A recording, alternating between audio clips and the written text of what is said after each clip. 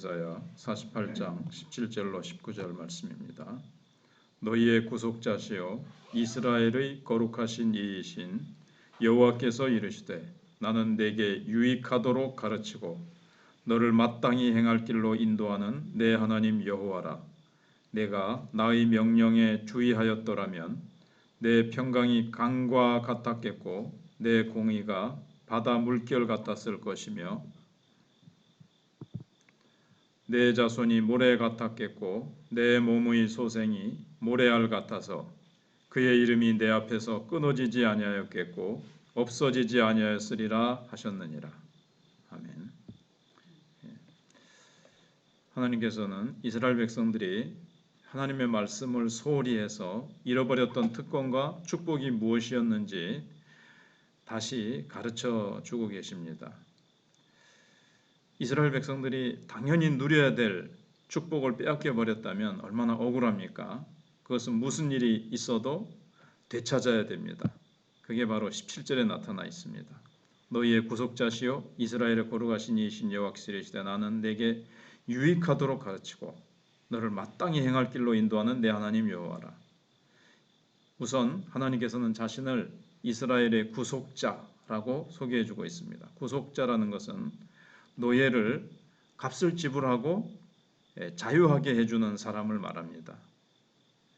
그러면 이제 노예는 자기를 구해준 사람의 이제 소속이라고 할 수가 있습니다. 무조건 이제 그의 말을 이제 들어야 되는 거죠. 보통 사람들은 그 돈만큼 그 노예를 이제 값을 지불하고 이제 사왔는데 보통은 부려먹죠. 그러나 하나님은 이스라엘 자손들을 절대로 부려먹지 않으시고 그 대신에 오늘 말씀에 보면 마땅히 행할 길을 가르치셨습니다. 사실은 우리가 신약 요즘 갈라디아에서 보는 것처럼 자녀 삼으시고 또 그전에는 구약시대는 백성 삼으시고 자녀 삼으시고 그 하나님의 백성답게 하나님의 자녀답게 하나님께서 마땅히 가야 될 길, 마땅히 행할 길을 가르치셨습니다. 그게 이제 하나님 자녀의 행실이죠. 마치 노예시장에서 냄새나는 노예 소년 하나를 사서 목욕을 시키고 좋은 옷을 입혀서 귀족 교육을 시키는 것과 같습니다. 그것은 그에게 유익한 것이었고 마땅히 행할 길이었습니다. 그런데 이스라엘 자손들은 이 하나님의 교육을 거부하고 도망을 쳤습니다. 18절에 내가 나의 명령에 주의하였더라면 내 평강이 강과 같았겠고 내 공의가 바다 물결 같았을 것이며 중요한 것은 네가 내 명령에 주의하였더라면 이라는 말씀입니다. 만약 이스라엘 자손들이 하나님 말씀을 듣고 그 말씀대로 훈련받고 연단받았더라면 하나님의 평강이 강과 같이 흘렀을 것이라는 겁니다. 여기 평강이라는 것은 한 가지만 말하는 것이 아니라 모든 사탄의 공격과 시험이 은혜의 강에 다 떠내려가게 할 정도로 그렇게 평강의 강이 흘렀을 것이라는 겁니다. 어떠한 이스라엘 백성들을 공격하려고 쳐들어오는 어떤 다른 나라의 공격, 온갖 마귀의 시험 유혹 이런 것들을 쳐들어온다 할지라도 이길 수가 없는 거예요. 평강의 강이 흐르기 때문에 마치 축복의 댐을 터뜨리는 것과 같습니다. 우리가 하나님 말씀에 순종해서 사는 것은 내 욕망을 십자가에 못 박는 것입니다. 우리가 십자가에 못 박히면 아무것도 할 수가 없지 않습니까? 눈으로 뻔히 보면서도 십자가에 매달려 있는데 가질 수도 없고 다른 사람이 뺨을 때리고 침을 뱉어도 뭐 그냥 당해야만 됩니다. 십자가에 매달려 있으니까 못 박혔으니까요. 우리에게는 엄청난 고통일 겁니다.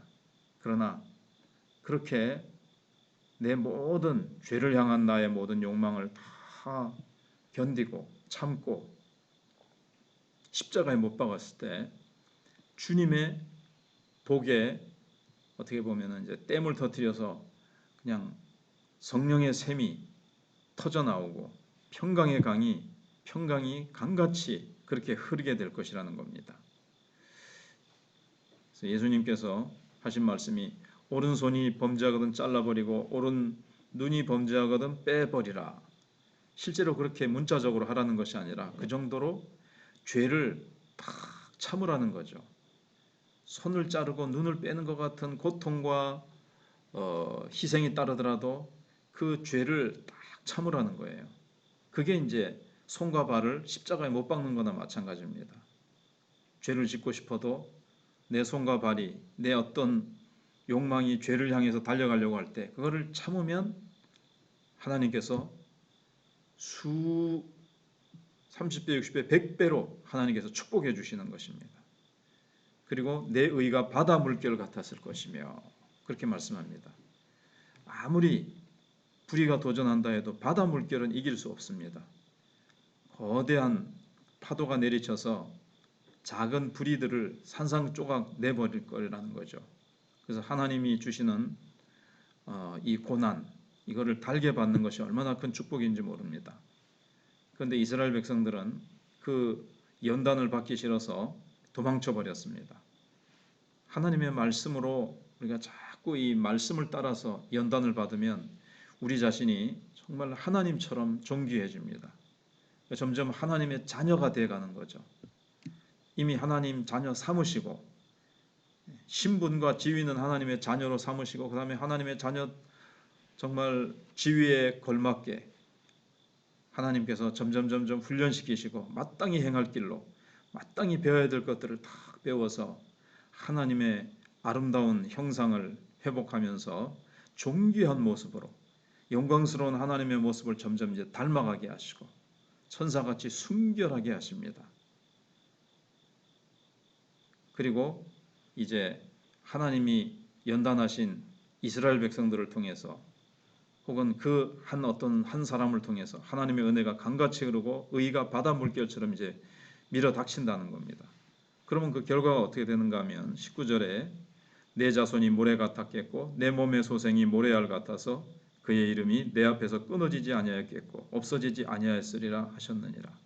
그렇게 하나님이 축복을 주셨을 텐데 이스라엘 백성들은 하나님의 백성으로 하나님의 자녀로 하나님이 마땅히 행하라고 하신 그 길을 따라 가지 않고 우리가 앞에서 생각해 본 대로 계속해서 그들이 하나님의 말씀을 향해서 귀를 틀어막고 그들이 그냥 하나님의 연단을 피해버렸죠.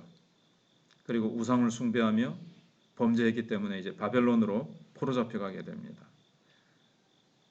근데 은혜의 강물이 흐르게 되면 어떻게 됩니까? 순종해서 은혜의 강물이 흐르면 강가의 황금 모래들이 반짝이게 되는 것처럼 이스라엘 백성들이 얼마나 강해지는지 온 땅을 가득 채우게 될 것입니다. 모래와 같이 된다.